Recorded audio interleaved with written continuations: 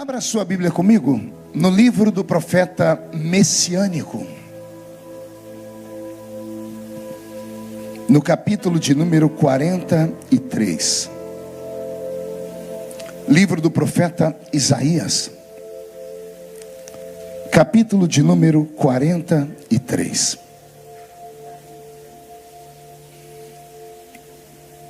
Deus é bom. Está escrito: mas agora assim diz o Senhor que te criou, ó Jacó, e que te formou, ó Israel: não temas, porque eu te remi, chamei-te pelo teu nome e tu és meu. Quando passares pelas águas, elas não te afogarão. Quando passares pelos rios, eles não te submergirão.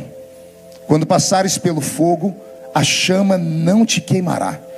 Porque eu sou o Senhor teu Deus, o Santo de Israel, o teu Salvador. Eu vou ler até aqui. Amém, igreja? Feche a Bíblia, coloque no banco, na cadeira, e pegue na mão da pessoa mais perfumada do seu lado. Deve ter alguém. Isso, aperte a mão dessa criatura com carinho, até ela falar aleluia. Pentecostal que não faz barulho, está com defeito de fabricação, não é? Vamos orar. Senhor, nós te exaltamos, nós te glorificamos, e nós entendemos que dentro de alguns minutos, e mais uma vez, esta linda igreja ficará pequena para o tamanho da glória que o Senhor vai mandar do alto dos céus. Os que vieram tristes começarão a saltar de alegria. Os que vieram se arrastando não voltam para casa se arrastando. Hoje voltarão voando nas asas de um novo tempo. E antes que eu comece a revelar os seus mistérios, cerque esta igreja com a sua glória. E num raio de 5 quilômetros, onde houver um demônio alojado, eu dou a esses demônios segundos para sumirem de tampa. Porque se não sumirem, serão queimados pelo poder da sua glória que aqui será derramada. Rasgue os céus sobre nós esta noite. Manda anjos de fogo descerem aqui. Que estes anjos desçam trazendo brasas de fogo nas mãos. Comecem a esparramar estas brasas entre nós. E onde houver um crente cheio do Espírito Santo, pega ele nesta noite, Jesus, e mostra o caminho da verdadeira e poderosa adoração. Fala conosco, fica conosco, é o que eu te peço agora e sempre. E toda a igreja diz: amém. Os que podem, tomem seu assento, aplaudindo a Jesus, porque Ele é bom, porque Ele é maravilhoso. Eu só quero pedir um apoio ao sonoplasta. Onde é que está a sonoplastia? Eu não enxergo. Ah, está aqui. É aquele moço bonito. Qual é? Quem é o sonoplasta? Ah, eu estou vendo dois levantando a mão. É o que está no meio aqui? É o mais bonito, então. Se você me der um pouquinho de ganho de voz aqui, que não tem retorno aqui no púlpito, você vai ganhar 2 beijos. Pelo sorriso ele está carente. Final do culto, todo mundo dando um beijo nele, um abraço. Isso, ficou perfeito o som agora, obrigado, viu? Olha, vai ter alguns momentos que eu vou me desequilibrar e dar uns gritinhos, tá? Se ficar vermelhinho aí, pode deixar que eu já volto pro lugar, tá bom? Amém? Uma salva de palmas pela vida do nosso sonoplasta. Outra coisa, eu preciso de um apoio. Alguém pegar esse copo, essa xícara, porque eu me conheço. Vai que de repente eu jogo essa xícara em algum lugar que não pode, né? Me acompanha aqui no teclado o pastor Roberto Marinho, que morava aqui na Flórida. O Roberto foi musicista do pastor Benny Hinn, acompanhando o pastor Benny Hinn por cruzados ao redor do mundo. Aí saiu daqui e foi morar no Brasil para trabalhar com o pastor Benny Ruim, né? Ah, se alguém dissesse amém, ganharia um cascudo na cabeça, né? Roberto, mude a música para mim. É um culto da esperança, Marquinhos. E tem um versículo na Bíblia, no livro de Provérbios, no capítulo 13 e no verso 12, que diz que a esperança demorada, ela enfraquece o coração. E eu estava meditando sobre isso hoje, vindo para cá, ainda que no meio das conversas com o reverendo Duda, e eu me lembrei de muitas situações da minha vida em que o desespero bateu a minha porta por conta disso. Porque temos promessas e às vezes as promessas levam uma temporada para se cumprirem. E toda grande promessa passa pelo teste do tempo. A vitória vem quando você vence esse teste. Se desesperar antes, não adianta. Então você tem que ter paciência, porque aquele que falou é fiel para cumprir cada uma das suas palavras. Vou dar um exemplo simples que eu acho que se encaixa no coração de muitos que estão aqui. A primeira vez que eu pisei nesse país, há 25 anos atrás, vim, preguei, ministrei, foi uma bênção. Voltei dentro do prazo certinho. E aí, uma igreja abençoada resolveu mandar a passagem da minha família. E aí eu fui até o consulado com a passagem e tudo, e negaram o visto da minha esposa e da minha filha mais velha na época. Passou um ano, nós tentamos de novo. No terceiro ano já tinha vindo mais filhas, e agora tentamos para todo mundo. Negaram o visto da minha família por 4 vezes. E eu conseguia vir. Então você não, essa questão de visto, ela não tem explicação. Não há critério para se dar visto. Essa é a conclusão que a gente chega. Eles, eu acho que tem uma quantidade de vistos para dar por dia. Eles então vão fazendo um leilão. Dou para esse, não dou para esse, dou para esse, não. Eu acho que funciona mais ou menos assim. E eu me lembro que, não conseguindo visto, a minha esposa até desistiu. Nós somos em vários estados do país. E eu continuei vindo pregar. Sempre levava um presentinho para as minhas filhas. Um dia a mais velha falou para mim: papai, por que minha amiguinha consegue ir na Disney e eu não? O senhor não é pastor? Papai do céu não gosta de mim porque sou sua filha? E como é que você explica para uma criança que foi negado um visto? Não tem explicação. Então falei para ela uma palavra do meu coração. Eu disse para ela: é que o papai do céu quer que você entre lá de forma honrada, melhor do que a do papai. E esta palavra caiu em algum lugar, que eu tenho certeza foi o coração de Deus. Os anos se passaram, e olha eu me tornando deputado federal. Como deputado federal, eu tenho direito a um documento que eu não sabia que tinha, que era um passaporte diplomático. E eu descobri que a minha família toda tinha direito ao passaporte diplomático. Antes de receber o diploma de deputado federal, que isso era em fevereiro, eu fui eleito num ano para receber o diploma de deputado federal. No ano seguinte, eu olhei e falei: eu tenho direito a isso? A minha secretária, que já tinha contratado, disse: o senhor, não só o senhor, a sua família toda. Eu disse: então marque aí, através da Câmara, como é que chama? Uma entrevista lá no consulado, porque eu quero ir lá, quero ver o que vão fazer agora. E eu cheguei com a minha esposa, as crianças não precisaram ir porque eram de menor, e apresentei os passaportes. Levou 3 horas para eles, porque eles mandavam sentar, me chamavam de volta. Mas o senhor, é isso aqui como? Aí eu falei: tive tantos votos, voltei. Daqui a pouco, é que nós não estamos entendendo ainda. Eles estavam entendendo.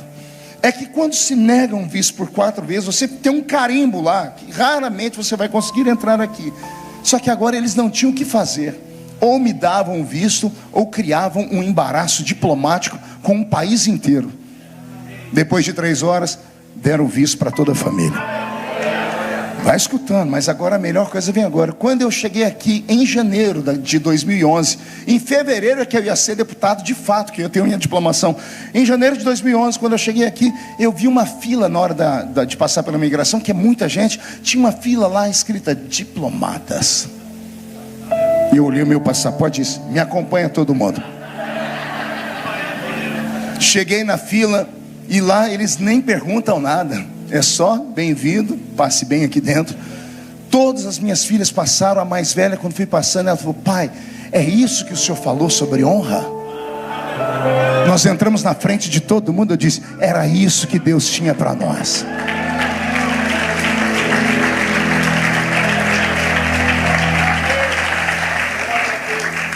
Abrir a Bíblia no livro do profeta Isaías é um livro, é uma aventura, porque o profeta Isaías é de longe um profeta comum. Eu poderia usar a palavra normal, mas falar que profeta é anormal seria redundância, porque nenhum profeta é certo da cabeça. Todas as pessoas que eu conheço que são normais chamariam ou chamam os profetas de esquizofrênicos, e não estão eles errados, porque quais são os 3 sintomas da esquizofrenia? Todo esquizofrênico vê o que ninguém vê. Todo esquizofrênico escuta o que ninguém escuta, e todo esquizofrênico sente o que ninguém sente. Essas são as 3 bases para qualquer psicólogo ou psiquiatra escrever um atestado dizendo assim: interna, porque é louco. Você está num ambiente, a pessoa está vendo elefante cor-de-rosa com bolinha azul. Você está num lugar, a pessoa escuta vozes. Está num calor terrível e a pessoa está usando um casaco de pele. Está sentindo que ninguém sente. Coisas de gente doida. Então, se todo esquizofrênico é isso, todo profeta é meio esquizofrênico. Mas a esquizofrenia do profeta tem base bíblica. 1 Coríntios capítulo 2, versículo 9. Aquilo que os olhos não viram, aquilo que os ouvidos não ouviram, e aquilo que não subiu ao coração do homem, é o que Deus tem reservado só para os malucos que vieram nesse culto nessa noite. Pois bem, o profeta Isaías é esse profeta bíblico que vai nos dar ensinamentos profundos nessa noite, que quando você lê, você não esquece mais. É um dos principais de toda a Bíblia. Do cânon sagrado, Isaías é aquele que nós devemos parar e meditar. Nenhum profeta antes, nenhum profeta depois dele teve tanta intimidade com Yeshua do que Isaías. Isaías viveu 700 anos antes de Jesus nascer. 7 séculos antes de Jesus pisar esse mundo, Isaías manteve um relacionamento com ele pessoal. Por isso, a propósito, eu iniciei essa pregação chamando ele de profeta messiânico, porque nenhum profeta falou tanto do Messias como ele. 700 anos antes de Jesus sair do céu e vir a este mundo, Isaías contemplou ele. Isaías viu Jesus no ventre de uma virgem. Foi ele que gritou: eis que uma virgem conceberá e dará à luz a um filho, e colocarão nele o nome de Emanuel, que traduzido significa Deus conosco. Foi Isaías que viu Jesus em sua intimidade. Foi Isaías que viu Jesus em seu crescimento. Isaías desenha todas as fases de Jesus. É Isaías quem vai dizer que não havia nele beleza nenhuma para que nós o desejássemos, porque ele viu Jesus pendurado na cruz. É Isaías que vai falar sobre a ressurreição dele, porque eis que o novo dia vai raiar sobre o mundo, e é ele que vai ver Jesus ser assunto ao céu novamente.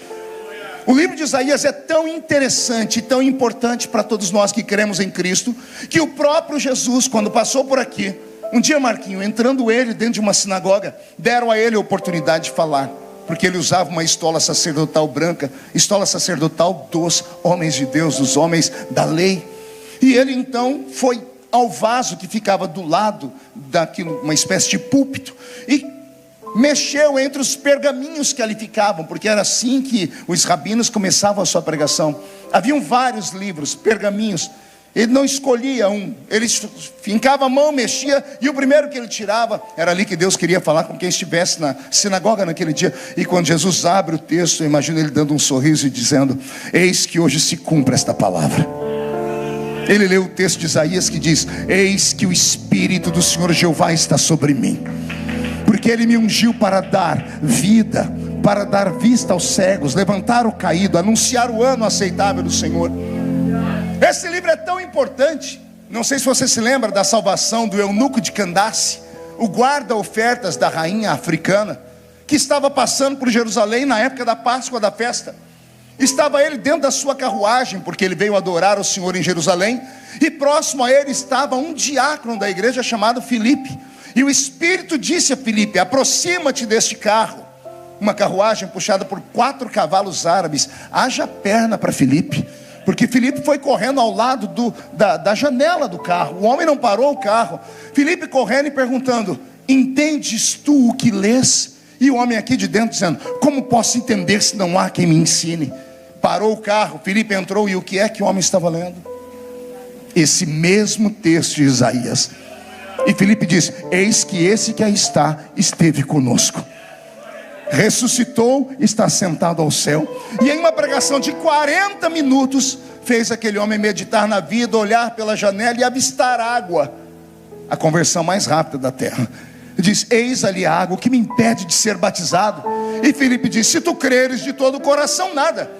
Filipe desceu às águas, batizou o eunuco, e quando o eunuco estava limpando os olhos para tirar a água, a Bíblia diz que o Espírito do Senhor arrebatou Filipe, tirou ele dali de maneira sobrenatural. E Filipe se achou em uma outra cidade instantaneamente. Esta palavra não é para qualquer um, é só para quem é maluco também, porque é uma palavra de revelação. Posso ouvir um glória a Deus por isso? Tem um texto em Isaías, pastor Jason, que mexe muito comigo, porque todas as vezes que eu leio, eu me lembro dos micos que eu paguei na igreja quando eu era criança. Porque quando eu era criança, a Assembleia de Deus tinha muito aquele negócio de jogral. Quem lembra desse negócio de jogral? Eu tenho trauma de jogral, porque eu sempre fui uma criança muito expansiva e eu gostava muito de falar, sempre fui meio teatral, reverendo Duda. E eu me lembro que todas as vezes no Natal tinha cantata a Revolta dos Astros. E eu sempre era a estrela da manhã, ou a estrelinha de Belém. E ser a estrela de Belém não era fácil, porque eles me vestiam e eu ficava parecendo uma estátua da liberdade. Você ri porque não era você, Bocó. Uma estrela na cabeça com aquela roupa branca, e eu ia declamar. Ah, isso, ah, aquilo. Mas o texto é lindo, porque eu fazia uma declamação que na minha mente de criança era um poema. E não era um poema, era uma profecia. Quando Isaías grita para todos ouvir: eis que o menino nos nasceu, e um filho se nos deu, e o principado estava sobre os seus ombros, e o seu nome é... Esse texto alguns crentes sabem, vai lá. Os 5 nomes dele: Deus forte. Isso aí, eu declamava isso com muita força, e mal sabia que não era um poema, era uma revelação. Pergunte por quê. Isaías enxergou o Cristo homem, ou o homem Deus. Porque quando ele diz, eis que o menino nos nasceu, ele está falando do lado humano de Deus. Porque homem só é homem porque nasce. Então Yeshua nasceu do ventre de Maria. Eis que o menino nos nasceu. Mas aí ele para e diz, mas um filho se nos deu. O filho não nasce, porque quem nasce não pode ser Deus. Porque Deus só é Deus porque é antes de toda a existência. E quando, ou talvez se toda a existência deixar de existir, Ele permanecerá como Deus. Ele viu a parte humana, Yeshua, o menino, o menino que nasceu. Mas o filho, esse não nasceu, esse desceu do céu.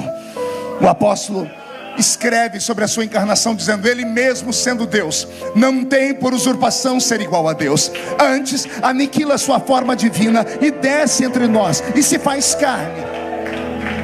E o verbo se fez carne. Então olha a beleza que há no livro do profeta messiânico. E só para terminar, para te deixar com gostinho de quero mais, Isaías não é normal o seu livro, porque ele tem 66 capítulos. A sua Bíblia tem quantos livros? Não ouvi? A Bíblia protestante tem 66 livros.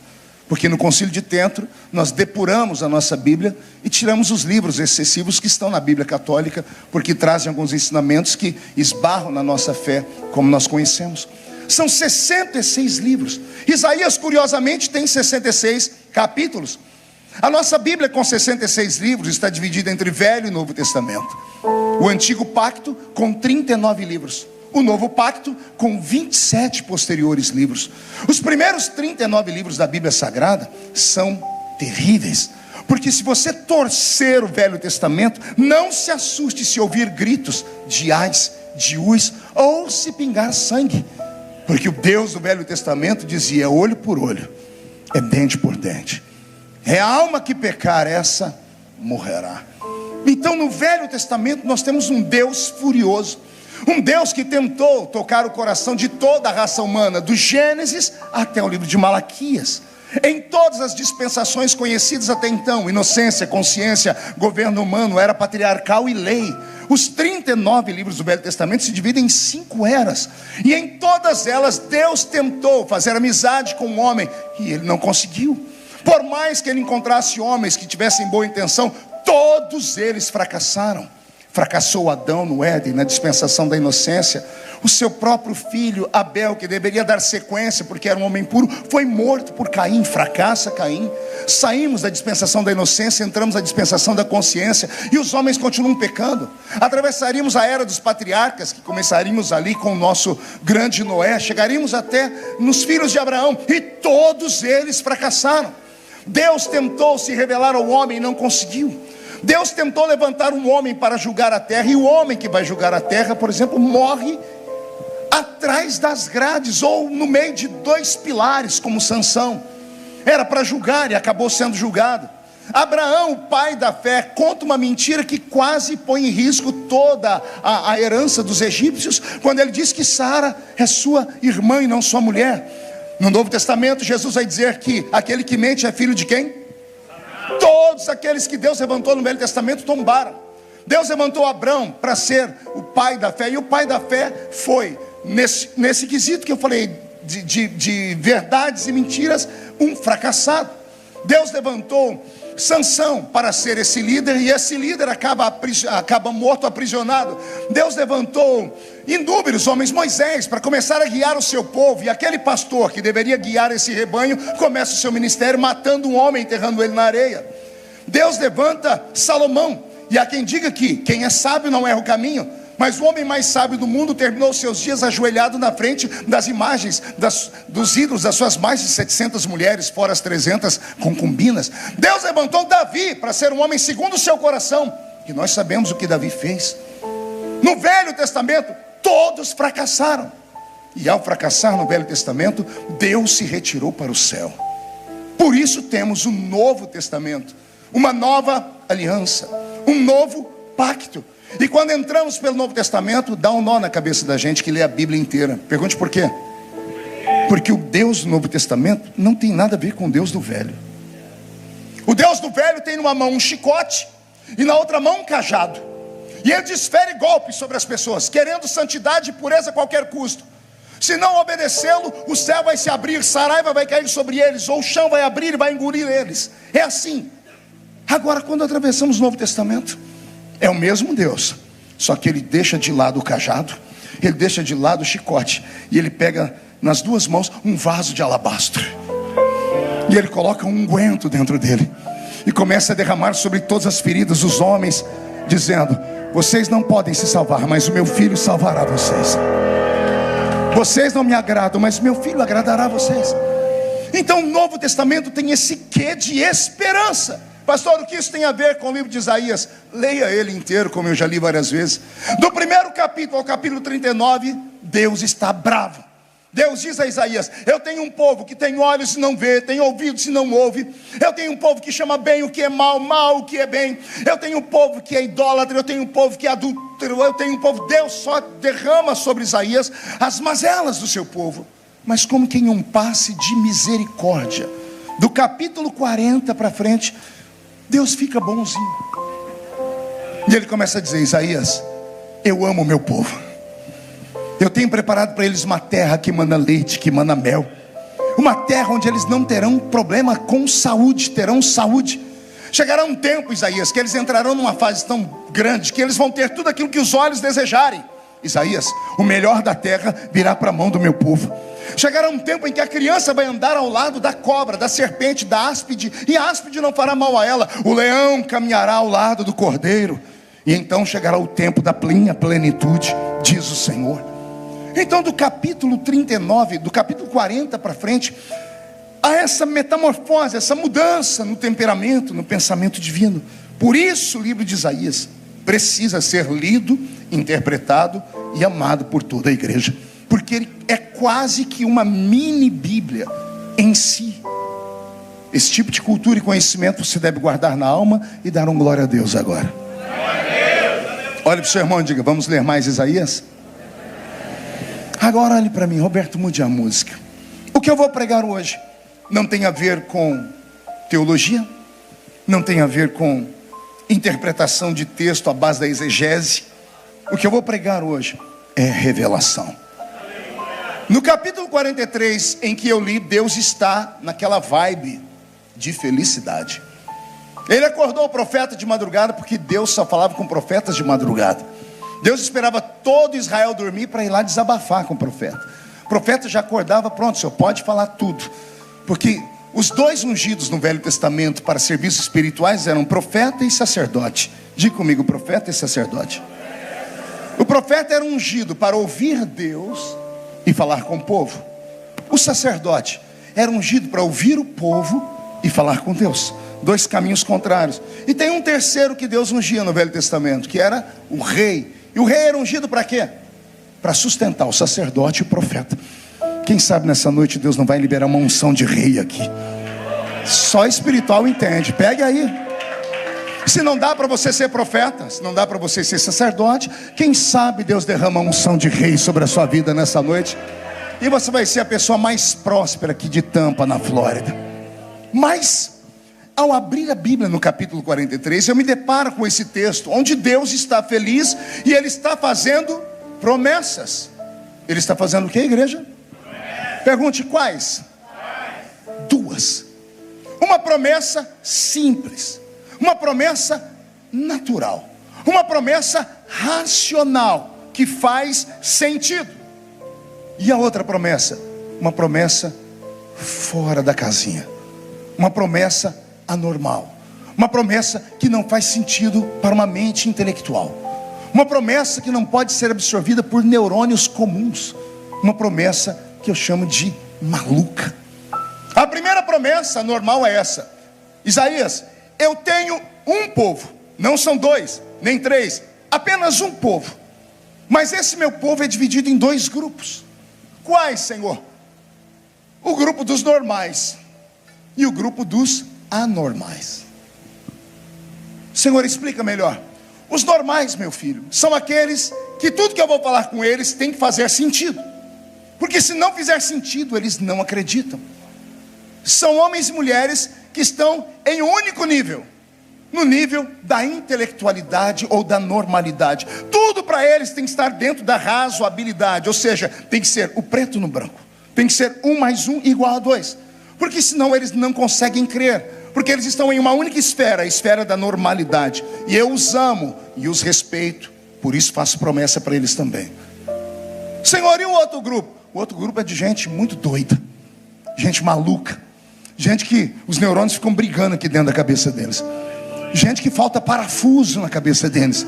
E para esse, Senhor, para esse eu posso falar qualquer coisa, porque quando eu falo essas coisas loucas, eles não ficam questionando, eles não ficam dizendo será, eles não ficam dizendo não é para mim, eles ouvem e dizem assim: eu creio.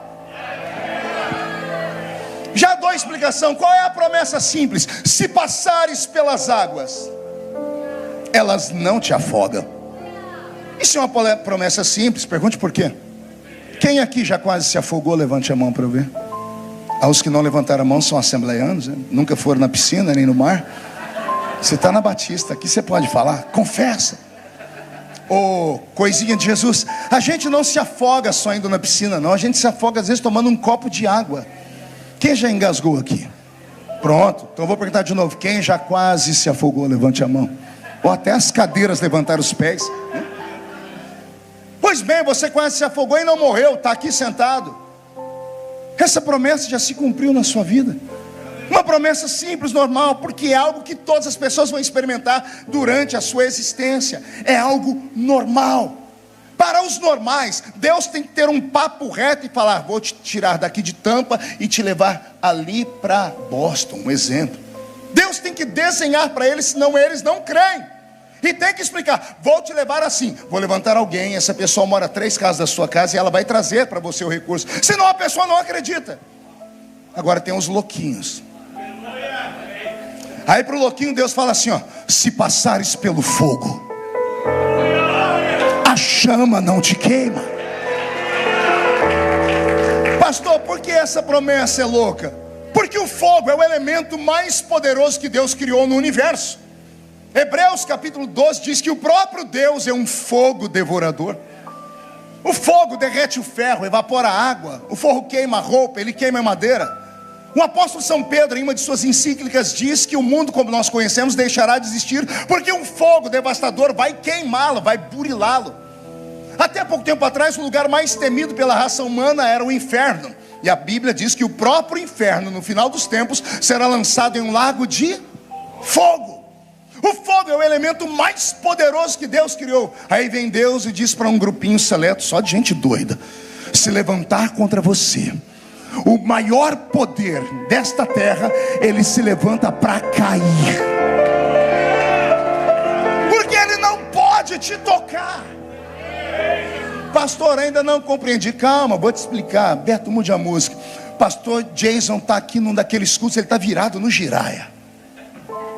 Ele diz assim: Deus me deu uma palavra. Tem uma irmã aqui que chegou do Brasil há pouco tempo atrás agora. Ela mal sabe ler e escrever, só tem 2 dentes na boca, o zagueiro e o atacante. Ela é analfa de pai e beta de mãe. Mas dentro de 30 dias ela tomará um avião aqui em Tampa e voará para Washington DC. Ela estará dentro do salão oval da Casa Branca, e ela estará dizendo assim ao presidente Biden: Happy the nation whose God's the Lord. Cri. Não tem um grito de glória a Deus. É natural. Pergunte por quê? Porque não faz sentido. A mente não consegue captar ou entender. Diferente disso aqui, quer ver? Pastor Jason está possuído. Está num culto, ele diz: o Senhor me disse que esse ano, antes de julho, vai haver um rebuliço na sua casa tão grande. Não importa dos que estão aqui ou os que estão lá, o Senhor vai salvar a sua casa. Porque está escrito: crê no Senhor Jesus e será salvo tu e a tua casa. Por que você deu o grito? Por que com isso você se alegrou? Antes que eu terminasse de falar, você já gritou. Pergunte por quê, pastor? Vamos para a ciência. Nós temos aqui no alto do nosso cocoruto um aparelhinho chamado cerebelo. O cerebelo é o HD do corpo humano. Todas as experiências que você já teve em sua vida estão armazenados aí. Nós não somos como um computador que dá para você selecionar, dar um delete, depois dar um reset. Não, tudo que você viveu na sua vida está armazenado aí. Algumas vezes somos impactados por sentimentos dos quais não sabemos de onde vem, porque tudo que está guardado aqui dentro aflora. Porque ouvimos alguma coisa, porque vemos alguma coisa, sentimos um perfume ou coisas semelhantes. Porque tudo está armazenado aqui. Alguns seres humanos são tão incríveis que carregam memórias intrauterinas dentro da sua mente. Memórias de quando estavam no ventre de sua mãe. Daí vem os traumas, daí as grandes tragédias, a depressão profunda, a síndrome do pânico. Isso é uma matéria para um outro dia. Tudo está armazenado aqui no alto do seu cocoruto. Só que aí no alto do seu cocoruto também está armazenado o seu espírito. Porque o espírito é a psique, é o lado inteligente do ser humano. Está tudo armazenado aqui. Todas as vezes que você ouve uma palavra, ela entra pelo seu ouvido e ela vai para a sua mente. E o seu cerebelo trabalha numa velocidade muito maior do que qualquer computador já criado pelas mãos humanas. E ele busca dentro das suas memórias algo que faça sentido, algo que pareça com aquilo que você está ouvindo. Você já viu que você já esteve em alguma reunião, em algum culto, ou em algum comício, ou numa palestra? Você está lá mascando chiclete, braço cruzado, a pessoa fala uma coisa, você se pega fazendo assim, ó. Você nem pensa para isso. Ou às vezes você faz assim, ó. Às vezes você abre o seu rosto num sorriso, às vezes você se tranca. O que aconteceu? Uma palavra liberada mexeu com a sua mente. O seu cerebelo trabalhou e ele mandou uma mensagem para você de maneira inconsciente, dizendo: pode acreditar porque isso faz sentido. Ou não acredita nisso porque isso não faz sentido. Por que vocês deram gritos quando eu falei aquilo? Porque faz sentido. Quer ver? Mais ou menos assim. Você está aqui no culto, pastor Jason está tomado de novo no espírito, e ele diz: ninguém vai para casa sozinho hoje. Quando você atravessar aquela porta, o anjo do Senhor vai te acompanhar até em casa. Porque está escrito: o anjo do Senhor acampa ao redor daquele que o teme e o livra do mal. Olha os gritos que vieram. Por quê? Porque faz sentido. As palavras entraram no seu ouvido, procuraram as suas memórias, e o seu inconsciente disse para o seu consciente: pode acreditar nisso, porque você já ouviu testemunha disso. Você já ouviu coisas que aconteceram na vida dos outros. Se Deus fez na vida do outro filho, fará na sua, porque você é filho também. E aí a sua alma se expande. Mas e quando o pastor Jason está tomado naquele espírito de revelação, e ele olha para você e diz: tem um homem aqui, chegou de Minas Gerais, e ele era pedreiro lá no Brasil, e acabou de chegar aqui, está tentando arrumar um trabalho. O senhor manda dizer que lá no Brasil, dentro de 2 semanas, você vai receber uma carta, seus familiares vão te ligar, e a carta vai vir com um selo da Espanha. A carta vem de um grupo de advogados que pegaram a linha ou a árvore genealógica de um conde, de um duque espanhol, que teve um dos seus ancestrais que fugiu para o Brasil por causa da Inquisição. E mapeando, descobriram que você é o último herdeiro. E você tem 6 palácios para receber. Tem uma caixa de ouro com 100 milhões de dobrões de ouro espanhóis.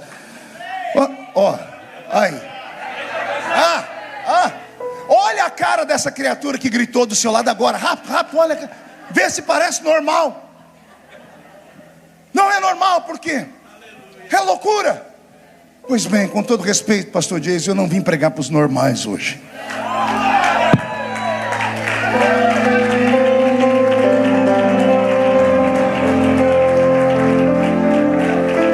Eu vim pregar só para os loucos por Jesus. E antes de pregar, tem alguém que é louco por Jesus aqui? Então levante a mão direita, por favor. Os louquinhos, chacoalhe a mão. Coloque a mão no ombro de quem está do seu lado. Agarre o ombro da criatura com carinho. Diz, o pastor louco recebeu uma ordem do médico para nada contrariar ele. Então eu vou fazer isso. Agarrou, chacoalha a criatura até ela ficar irritada. Irrita ela. Chacoalha ela. Diga, Deus te trouxe aqui para isso. Sacode, diga, para isso. Deus te trouxe aqui para sacudir as suas promessas. E só quem tem uma promessa maluca dá um grito de glória.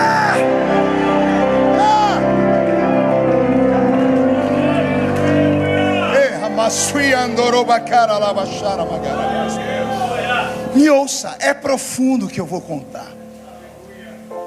Aquele que te fez a promessa não é homem para mentir, não é filho do homem para se arrepender de nada do que ele te falou.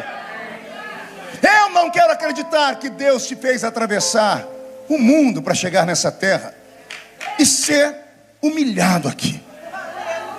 Pastor, mas o senhor não sabe por onde eu entrei. Não me interessa. Não me interessa se você entrou pela porta, pela janela. Não me interessa. Porque Deus tem suas formas de trazer pessoas. Alguém tem dúvida de que eu fui escolhido por Deus? Quem conhece a minha história, eu prego há mais de 30 anos. Alguém tem dúvida que eu fui escolhido por Deus? Pois bem, eu nasci de uma mãe solteira que estava vivendo num adultério, que tentou me matar, que tentou me tirar do ventre dela. E olha eu vivo aqui. Aí alguém vai dizer assim, eu tenho que passar a vida inteira dizendo assim, eu nasci de um método contraceptivo falhou, eu nasci porque o aborto não deu certo. Não, eu nasci porque Deus queria que eu nascesse.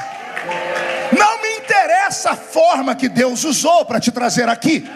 O que me interessa é que aqui não é Lodebar para você. Aqui será a terra da sua honra. E se você crê agora, não dá um grito não, dá um berro de glória a Deus aí, por favor.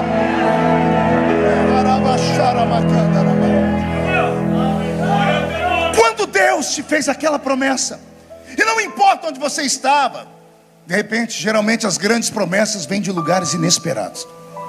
Vem daquela irmãzinha do coque, vem daquela do manto, do plá, do reteté, que ninguém convida para um churrasco, mas na hora do aperto é para ela que a gente liga, né? É na hora do... Porque esses crentes são meio visionários. Se tem alguém que não acredita, eu respeito você, mas vou te dar um conselho, você está perdendo o seu tempo. Porque a Lagoinha é uma igreja de manto, de mistério. É moderna, é bonito, os crentes são mais bonitos, mas todos acreditam no céu aberto. Entendeu? Então se você está dentro desse manto, se envolva nele também. E acredite, pastor, mas e dá certo? Ei, eu estou aqui para provar que dá certo. O que não pode é você vir para um culto como esse e ficar me olhando com essa cara feia, parecendo que foi batizado num pote de vinagre. É sério. Se você é um crente normal, eu vou entender. Você aí com a perninha cruzada, mãozinha no queixo, filosofando em inglês. To be or not to be, that's the question. Compreendo perfeitamente, continue assim. Mas eu vim aqui pregar para esse maluco aí, ó. Isso. Para esse que levanta a mão, que grita, que rodopeia, que pula, que agarra o diabo pelo chifre, que esfrega a cara do diabo no chão, que chuta o diabo para o inferno. Por quê? Porque esses malucos têm sensibilidade. E é a sensibilidade que atrai o sobrenatural. Porque o sobrenatural, ele é etéreo. Eu não disse eterno, etéreo. Ele é translúcido e perceptível. Mas não para qualquer um, só para os que são espirituais. Paulo encontrou 3 tipos de crentes quando ele começou a pastorear Corinto, e ele os nomeou. Achei entre vós o homem natural, achei entre vós o homem carnal, mas achei entre vocês também os espirituais. E ele diz que os espirituais, eles entendem tudo, não com a mente, mas com a percepção de que há algo sobre-humano aqui dentro. Amém por isso? Falar sobre promessas é muito mais do que teologia. Lembra que eu disse que eu não ia usar contexto teológico? Eu quero falar com você sobre história. Eu estava pregando certa vez numa linda igreja lá em Belo Horizonte, grande, redonda, tinha uma multidão dentro daquela igreja, né? E aquela igreja muito linda era a Batista da Lagoinha. E quando terminou o culto, eu estava lá embaixo. Naquela época a gente ainda vendia livros e DVDs, era uma época tão boa. Aí veio o YouTube, o inferno entrou, né? Ninguém compra mais nada da gente, só o Duda que ganha dinheiro com a internet. É uma loucura, né? Mas eu estava lá na porta da igreja, suadinho, porque o culto foi uma explosão. E eu estou lá vendendo meus livros. E foi chegando uma raça de brasileiro que não é normal. É o tal do mineiro. Aqui não tem nenhum, tem?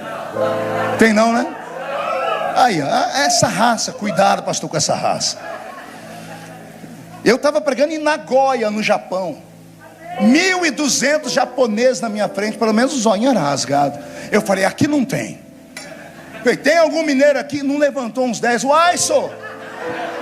Eu falei, mas e esse zoinho aí? Aí falaram que era Nisei, Sansei, não sei. É um trem desse aí. Essa raça dominou o mundo. E eu estou lá quietinho, vendendo meus DVD. E lá vem o mineiro. E mineiro vem como quem não quer nada.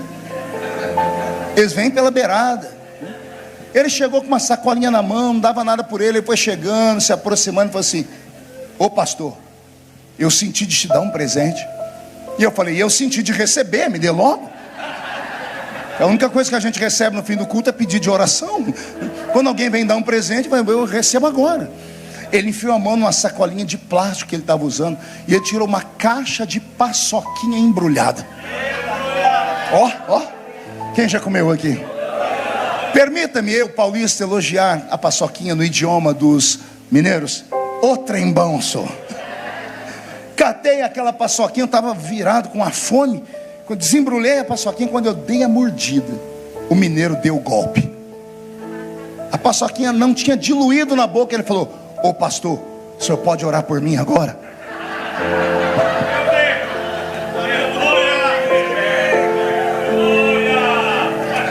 Eu falei, depois da paçoquinha eu faço qualquer coisa por você, né? E eu, para dar o tempo de degustar a paçoquinha, caí na bobeira de perguntar para ele: mas você quer oração por quê? Já viu o mineiro? Senta que lá vem história. Lá vem o mineiro. E ele falou: então, ô pastor, ontem de noite eu fui numa vigília. Quando ele falou aquilo, eu perguntei de propósito de novo: você foi aonde, meu filho? Ele falou: numa vigília. Eu enfiei outro pedaço de paçoquinha na boca, para não rir, que eu nunca tinha ouvido falar de vigília. Eu conheço vigília, né? Eu falei: e aí, meu filho? Ele falou: e pastor, que não era vigília de crente normal não, viu? Era vigília de crente doido. Eu conheço vigília de crente doido, mas eu queria saber dele. Eu falei: meu filho, o que é uma vigília de crente doido? Ele falou: pastor, é aquelas vigílias que quando o Espírito Santo vem, parece que os crentes recebem o espírito do Bruce Lee. Eu falei: por quê? Eles ficam assim,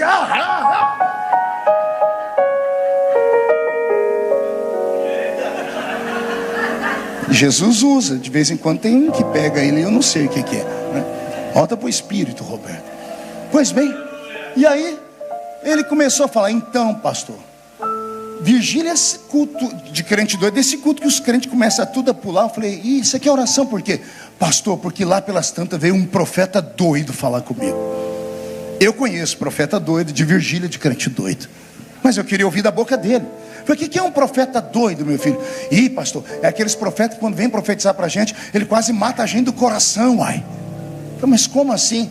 Ah, pastor, o senhor já foi em vigília? Eu falei: muitas vezes. O senhor sabe que tem hora que o fogo pega e tem hora que ele quieta, né? Quando quieta, a gente tá quase dormindo, vem alguém com um pandeiro e pá, na orelha da gente. O povo levanta, já levanta falando em línguas. Eu falei: ele falou: pastor, eu estava quieto, encostado na parede, olhando para o púlpito. O profeta veio lá de trás, na ponta do pé. Chegou devagarinho, pastor, botou a mão no meu ombro e ele parou de falar. Eu falei: Ele falou: ih, pastor, e que me deu desarranjo. Eu falei: como assim desarranjo? Por quê? Ele falou: ah, pastor, eu fui olhar para ele, não deu tempo. Eu falei: o que ele fez, pastor? Quando eu fui olhar para o homem, ele fez assim: homem, olha o que eu faço. Eu falei: e aí, meu filho? Pastor, a alma estava uns 3 metros para cima já. Agarrei ela pelo pé, voltou no corpo.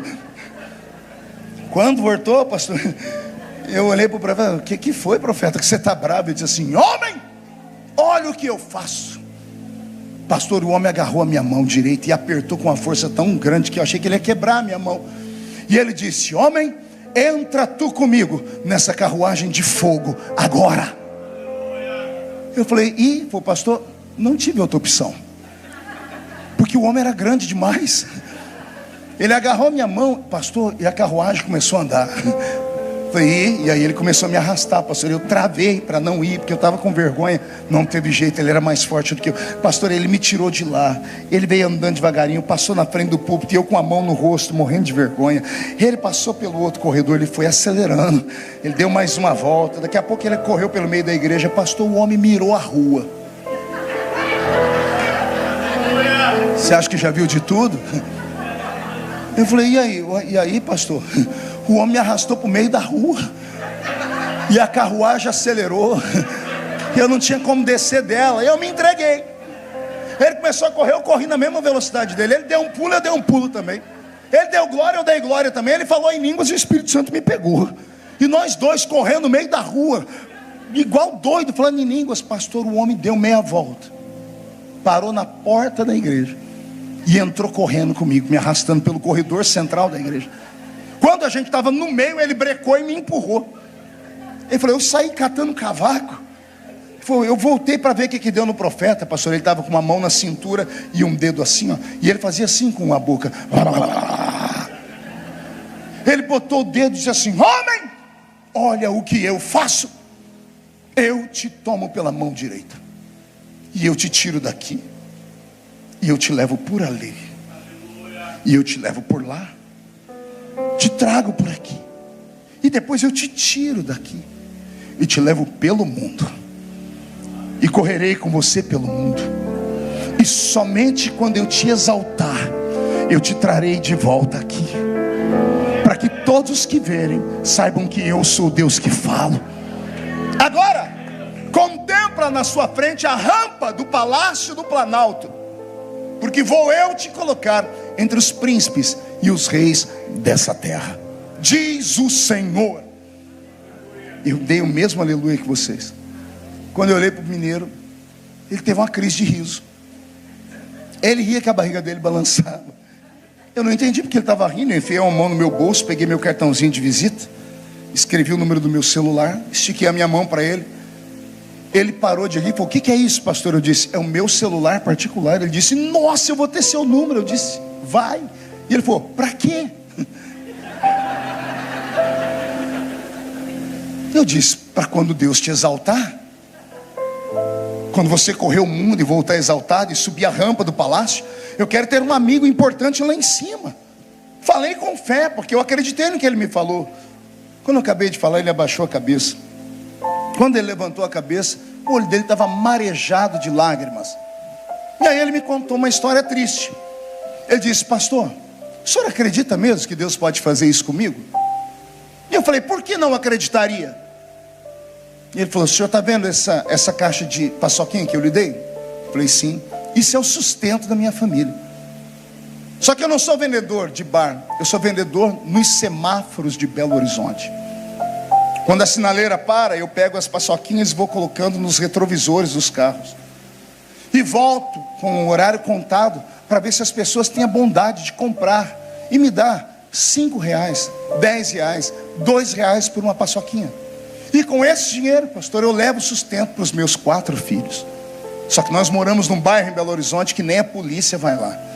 A minha casa é extremamente pequena, dormimos todos nós em colchão amontoados pelo chão. Não há fechadura na porta de entrada, tem uma cadeira escorada na porta. Pastor, olha a minha boca, eu não tenho dentes, eu não sei ler nem escrever, sou órfão, era menino de rua que fui salvo por Jesus, mas continuo na mesma miséria e pobreza. Aí ele falou: o senhor acredita que Deus pode fazer na minha vida o que aquele profeta falou? Razão de segundos, meu coração acelerou e eu pensei com a mente racional. Terminei o culto, estava longe do espírito, e a minha mente racional fez uma equação simples: banguelo, vendedor da rua, pobre, pai de 4 filhos, morando no oco do bambu, ser alguém importante, erguido por Deus para estar na rampa do palácio. A minha mente natural disse: não faz sentido. E nenhum pastor vai ter coragem de falar isso para a pessoa: esquece isso. Nenhum pastor, porque a gente não quer desestimular, mas a gente vai dizer sempre assim, ó, era o que estava na minha boca para falar para ele: Deus sabe de todas as coisas, vamos esperar, se é de Deus vai se cumprir. Quando um pastor falar isso para você é porque ele não acreditou em nada. Estou entregando a minha raça aqui. Não dá para mentir. A gente, na lata pura, vai você crer porque o outro já não crê. Eu ia falando isso para ele. Quando eu fui falar isso para ele, aconteceu algo comigo que somente quem é espiritual acredita. O Senhor arrebatou os meus sentidos e eu sumi da frente da lagoinha. Eu fui transportado para um ambiente, pastor Jason, que eu não sei explicar para os irmãos se era grande ou pequeno, claro ou escuro, Marquinhos. Era um ermo vazio. E eu olhei para aquele lugar e disse: onde é que eu estou? Na minha frente, um edifício começou a ser construído em velocidade muito rápida, como esses que tem em construções do canal History Channel. Eles aceleram a construção, sabe? Eles colocam câmeras. E foi nascendo um prédio do chão. Eu fui olhando aquele prédio ser feito, fui olhando, até que lá em cima, um letreiro luminoso dele: Hilton Hotel. Eu olhei aquela placa e disse: Hilton Hotel. Eu abaixei o olhar, o que devia ser o 8º ou 9º andar do prédio. Tinha um homem olhando da janela para baixo. Não dava para definir o rosto dele, porque estava muito alto, e uma luz por trás dele. Eu pisquei os olhos, quando eu abri, eu estava atrás do homem. Eu vi a nuca dele. Eu não consegui ir para frente dele. Para onde ele olhava, eu olhava também. Ele olhou para a esquerda, haviam casas com luzes. Ele olhou para a direita e tinha um estádio. E eu li o letreiro do estádio: Estádio de Wembley. Quando eu li aquilo, eu disse: isso aqui é Londres, Inglaterra. Quando eu disse Inglaterra, uma voz gritou: se lembra, meu filho? E eu me assustei para procurar a voz. Quando eu olhei para frente, não tinha mais prédio, não tinha mais nada. Eu vi o homem de terno caindo em câmera lenta, se transformando em um adolescente. Agora o adolescente não usava terno. A roupa dele se transformou em roupa de quem trabalha na lavoura, um boia fria. Lá na nossa terra é quem trabalha no caminhão de pau de arara. Uma pessoa com a roupa rota, com uma mochila nas costas. Dava para ver a ponta de um facão, um cortador de cana de açúcar. Na outra mão, uma marmita. E ele subia a boleia de um caminhão que antigamente transportava os boias frias. Quando ele foi subir nesse adolescente, o Senhor gritou comigo de novo: se lembra, meu filho? No susto, eu fui procurar a voz, olhei para frente, não tinha mais caminhão. E eu vi o adolescente. Ele foi caindo em câmera lenta e parou. Só que agora ele não era um adolescente. Ele se transformou num menino pequeno, short roto, sem camisa, descalço. O menino foi caminhando e nas costas dele uma caixinha de engraxar sapato. O menino parou, olhou para mim e deu um sorriso sem dentes. Quando o menino sorriu para mim, foi a primeira vez que eu vi o rosto, a voz gritou de novo: e agora? Se lembra, meu filho? E eu comecei a chorar, porque o menino era eu, o adolescente também era eu, e o homem em Londres era eu também. Todos os anos eu prego na escola bíblica em Londres e me hospedo naquele hotel, no Hilton. O Senhor mostrou a minha vida de trás para frente. Ele mostrou que antes de eu chegar onde cheguei, eu cortava cana de açúcar, apanhava laranja, algodão e café para ajudar a minha família. E que antes de tudo isso, meu primeiro presente foi uma caixa de engraxar sapato. Aí o Senhor falou comigo: se eu fiz na sua vida,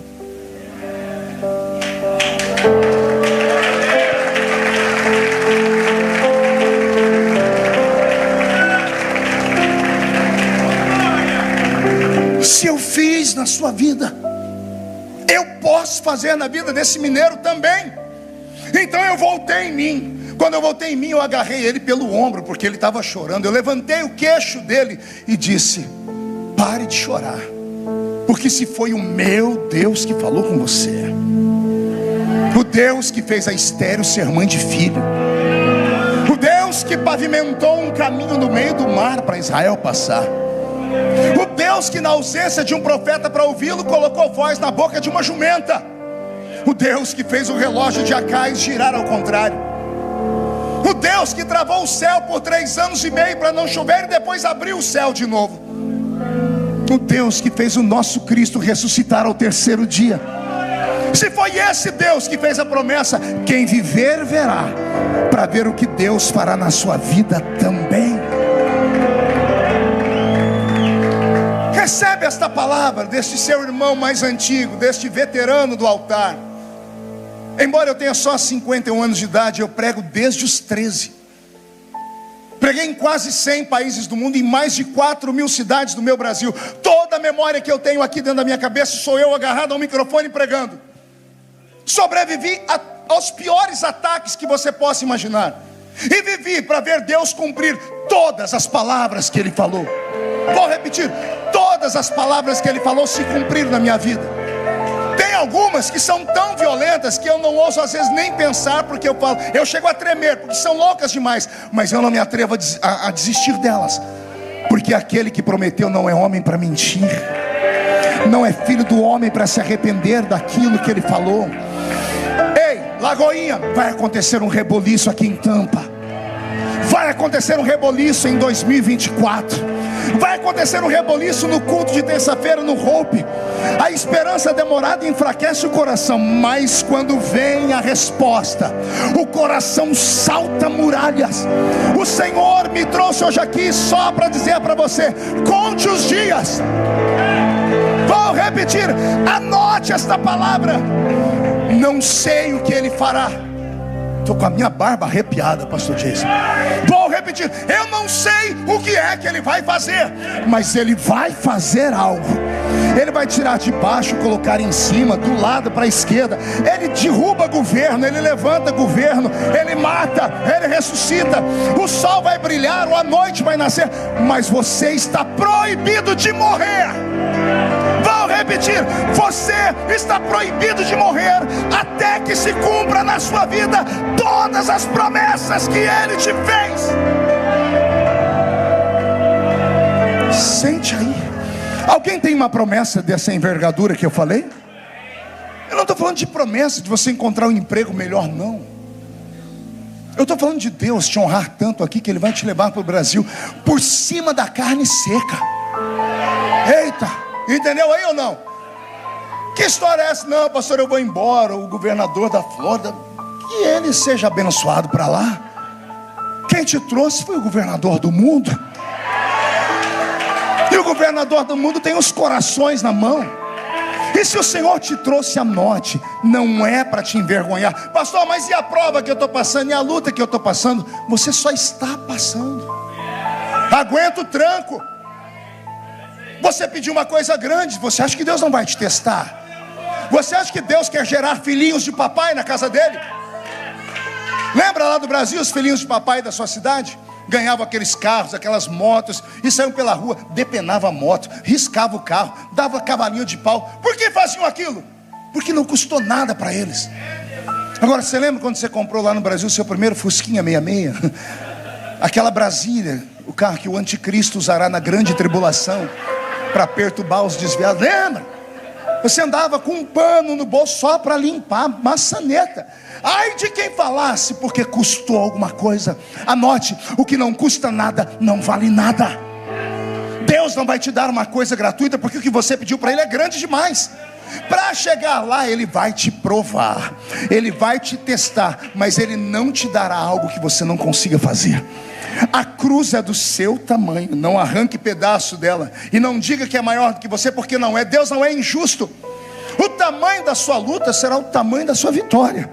Pastor, todo mundo fala de mim. Então todo mundo que fala de você vai ter que viver para depois desfalar tudo que falou. Pastor, mas não interessa o que aconteceu. Anote, o Senhor Deus vai te honrar. E quando Ele te honrar, lembra-te de mim quando entrares no teu reino.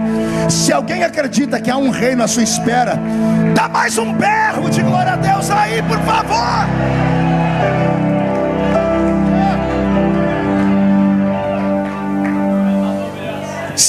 aqui que acompanha a política, deve acontecer aqui no Congresso Federal dos Estados Unidos também. Geralmente quando políticos estão debatendo assuntos, não é raro você ouvir um político dizer assim: Vossa Excelência traz a esta casa um projeto draconiano. Isso é usado em todos os parlamentos do mundo. Draco foi um grande senador romano, e ele era um homem tão sagaz e inteligente, que todos os projetos que ele fazia não cabiam emendas nem apontamentos. E os projetos eram tão duros que nem o governador, nem o imperador conseguia modificá-lo. Então, até os dias de hoje, todos os parlamentos do mundo usam isso para falar quando um projeto é imexível, é imovível, draconiano. Por que eu estou dizendo isso? Porque no Velho Testamento, Deus Pai criou uma lei. Ao ser questionado sobre as promessas dele, ele disse: não sou homem para mentir, não sou filho do homem para me arrepender daquilo que falo. Aí atravessamos o Velho Testamento para o Novo. Aí vem Jesus, e Jesus endurece a lei. Jesus cria uma lei draconiana. Pergunte qual? Passa o céu, passa a terra, mas as minhas palavras não passam jamais. O que eu faço, pastor? Só vai dando glória a Deus e aguentando as pancadas. Se caiu, levanta. Se levantou, caiu de novo, levanta de novo. Quantas vezes? Quantas for preciso. Mas os que me acusam, beijinho no ombro para eles. Nenhum deles morreu por você na cruz do Calvário. Nenhum deles te ajuda na hora da violência. O que não pode é você participar do culto inteiro me olhando com esse olho seco, parecendo olho de sapo que morreu no dia de enchente. O que não pode é no culto da esperança você ficar me olhando com essa boca travada, essa boca de aço, essa língua de ferro e esse queixo de concreto. Se você tem uma promessa, reage pelo amor de Deus. Reage pelo amor de Deus. Reage. É isso. É disso que eu estou falando.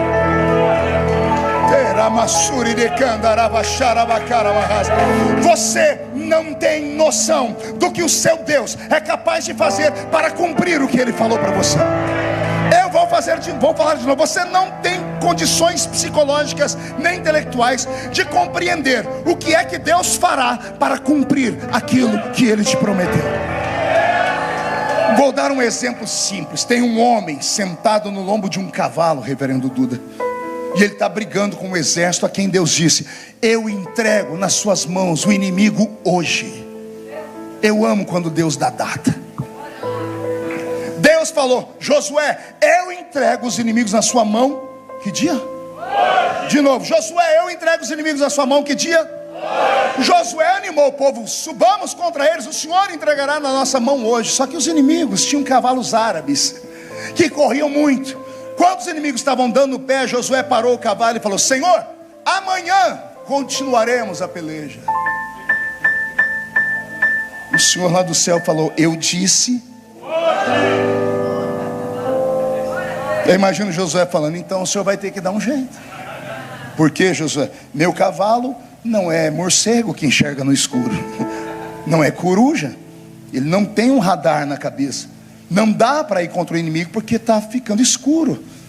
Pode imaginar Deus sentado no trono, olhando para baixo.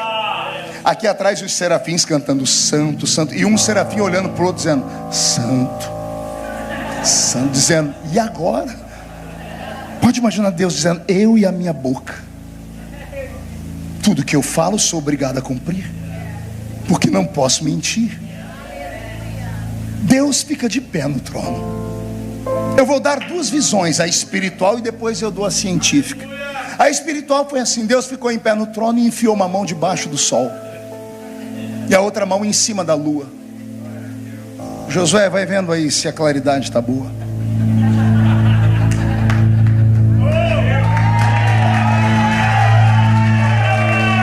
Senhor, só mais um pouquinho de luz. Pois não, Josué?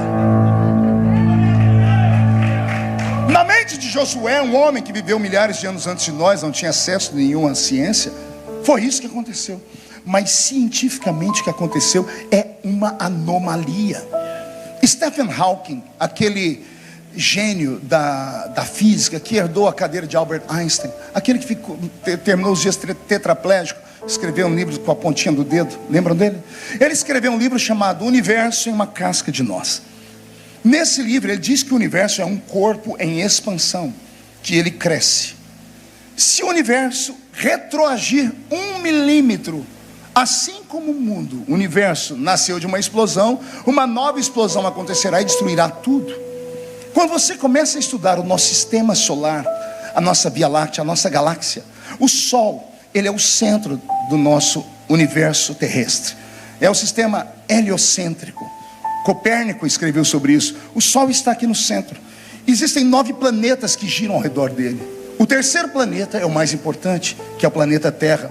Pela sua condição de ter água e de ter terra e de ter minérios, o magnetismo que a Terra, no qual ela está envolvida e há no núcleo dela, ela consegue atrair todos os planetas com ela. Tudo na Terra gira no sentido horário. Já percebeu? Solte água na pia da sua casa, sempre girará no sentido horário, no sentido do seu relógio. Esse Stephen Hawking está dizendo que se houver qualquer problema e fizer essa rotação voltar ao contrário, o universo explode. Nós sabemos que a Terra leva 24 horas para dar um giro em torno do seu eixo originário e invisível, e leva 365 dias para dar um giro ao redor do Sol. 24 horas ao redor de si girando, 365 dias para dar um giro ao redor do Sol. Ao se aproximar do Sol, verão. Ao ficar longe dele, inverno, outono, primavera. Todos nós conhecemos as 4 estações. Por que a Terra gira? Pergunte para mim, por quê, pastor? O centro da Terra, ele tem uma massa chamada amálgama. E essa massa é feita com terra e todos os minérios em ebulição. O centro do planeta é como se fosse uma cratera de um vulcão. O que faz a Terra se mover e todo esse magnetismo é tudo que está dentro dela. Imagine uma panela de pressão. Quem já cozinhou feijão aqui? Quem já cozinhou? Se não tivesse aquela válvulazinha, o que aconteceria com a panela? A Terra é a mesma forma, porque ela não explode. Quando ela está extremamente aquecida, tudo que está dentro dela vira vapor. O vapor vai subindo pelos sulcos de água, ou pelos sulcos da terra, e vai formando os lençóis freáticos de água. E lá, aqui em cima, na superfície, as plantinhas liberam as suas raízes, e as raízes bebem nessa água, e as plantas começam o processo de fotossíntese. Alguém lembra disso, da 6ª série? Meu Deus do céu, hein? O sistema de fotossíntese, ou seja, durante o dia, as plantas liberam oxigênio, e durante a noite, gás carbônico. Por isso que dormimos à noite, há menos oxigênio à noite do que durante o dia. Tudo isso porque a Terra está girando no sentido horário, e com ela vem arrastando todos os planetas. Deus fez assim com Josué. Deus colocou uma mão debaixo da terra, no eixo imaginário que Jó diz que é um eixo imaginário onde a terra está sustentada. E Deus colocou a mão por cima do eixo imaginário. Alguém aqui já rodou peão? Já colocou o peão na mão e tentou parar ele de uma vez? Quase fura a mão da gente. Imagina a terra girando. A terra gira numa velocidade incrível, são centenas de quilômetros por segundo. Por isso ficamos aqui, somos atraídos pela gravidade. Se jogar qualquer coisa para cima, ele cola na terra, porque ela está girando. Ela está girando numa velocidade que nós não conseguimos compreender. Vem Deus e faz assim com a terra. Ele travou a terra, e ele girou a terra para trás, para que o sol voltasse a brilhar em Israel. Quando Deus fez isso, e não se sabe quanto tempo foi, deu um nó na cabeça das plantinhas. Elas não sabem mais o que vão fazer com gás carbônico nem com oxigênio. Houve um trauma na mente do universo, porque segundo Stephen Hawking, vai explodir tudo. Só que aquele que é o Criador faz e não tem que dar satisfação a ninguém. Ele faz o que o cientista não pode fazer, o que o médico não pode fazer, o que o pregador não pode fazer. Por que Deus arriscou toda a sua criação? Porque ele fez uma promessa para um homem no lombo de um cavalo, dizendo: eu entrego o inimigo na sua mão hoje. Meu corpo está todo arrepiado. Deus está falando com alguém aqui. Ele vai mover os céus e a terra. Então a esperança demorada já já será glorificada. 2024 será o melhor ano que você já teve nessa terra. Quem crê, pega. O Senhor Deus vai te exaltar, vai te honrar. Só que a exaltação vai ser tão grande. Olha o que o profeta vai falar. Será tão grande, mas tão grande, que vai sobrar alegria, vai sobrar felicidade, vai sobrar prosperidade para você repartir com a família. Mas será tão profundo que, além de repartir com a família, você vai repartir com seus amigos. Mas será tão profundo que Deus vai querer dar um tapa no rosto de muita gente que te humilhou, que vai sobrar para você ajudar até os seus inimigos, que vão olhar e vão ter que se curvar dizendo: Deus é na vida dele, Deus é na vida dela. E só quem tem uma promessa sai dessa cadeira e fica em pé.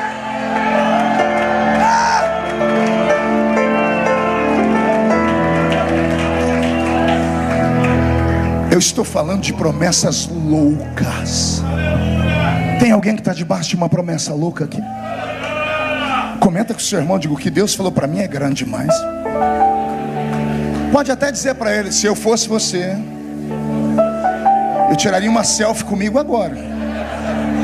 Começa a me seguir no Instagram, me chama de amigo, de irmão, porque daqui uns dias você não vai andar, você vai voar. Porque Deus não te trouxe a esta terra para morrer. As tribulações que você vem sofrendo nesses meses são apenas um teste. Dormir agora em um colchão, no chão, na casa de um amigo, não é o fundo do poço, é a preparação para o trono. Eu aprendi uma coisa com Deus, pastor Jason, eu deixo aqui esse ensinamento. Todas as vezes que Deus te prometer te exaltar muito, ao invés de olhar para a altura, pega o topo e vira para baixo e transforma numa cisterna. Porque antes dele te colocar lá, ele vai te testar aqui. E é o que você faz aqui que vai te dar legitimidade e legalidade para chegar lá. Não pode ficar aqui na igreja do jeito que você está, calado, com pena de si mesmo, achando que o Senhor te abandonou. O seu Deus não é homem para mentir. Ele só está vendo se você dá conta de acreditar nele. Ele quer ver se você tem coragem de falar: perdi tudo ou quase tudo, só estou aqui o pó. Minha mulher não crê mais em mim, enterrei os filhos, a saúde foi embora, perdi os amigos que me chamaram de pecador, só sobrou um caquinho de telha. E olha o que eu vou fazer com esse caquinho de telha: levantar ele bem alto como um Oscar e gritar: eu sei que o meu Redentor vive, e em breve se levantará sobre a terra para me recompensar. Feche os olhos por um minuto. Com autorização do pastor Jason, eu quero fazer 2 convites. O primeiro, eu quero orar só com quem não está aguentando mais. O que, pastor? A aflição de esperar e não ver se cumprir. E eu tenho que ir aí na frente, pastor? Precisa. Porque você tem que matar esse ego seu e colocar na mão dele. Ao vir aqui você vai dizer: eu, Senhor, não estou aguentando mais, me socorre. E eu conheço a força do altar. Há um milagre nas pontas do altar. Feche os olhos. Tem alguém? Então hoje é a sua noite. Isso. O seu Deus ainda é Jeová Jiré.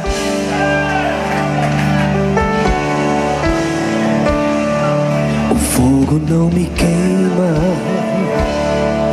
nas águas não vou afogar, pois estás comigo.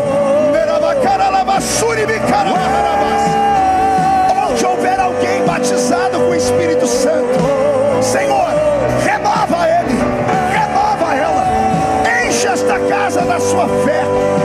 Onde houver alguém debaixo de uma promessa, pega ele, pega ela agora, agora, agora, agora.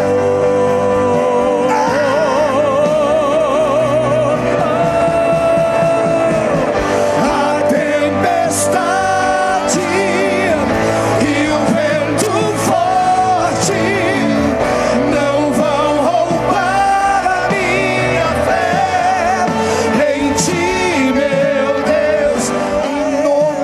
Jesus. Todos os que vieram à frente deste altar, meu Pai, cobre eles com a fé, reacende a chama da esperança. Quando este culto terminar, eles não voltarão para casa de cabeça baixa, não, vão voltar de peito estufado. Vão pisar sobre as ruas aqui da Flórida como aqueles que são campeões.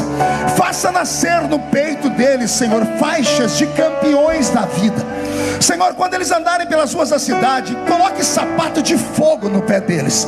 E se encontrarem no meio do caminho Zé Pilintra, Zé Pilantra, Exu Caveira, Tranca-Rua, se houver obra de feitiçaria, olho gordo, não me interessa o nome que é dado, tudo cairá por terra, porque eles não são normais. Só os loucos acreditam em promessas de loucura. Então enche esta casa.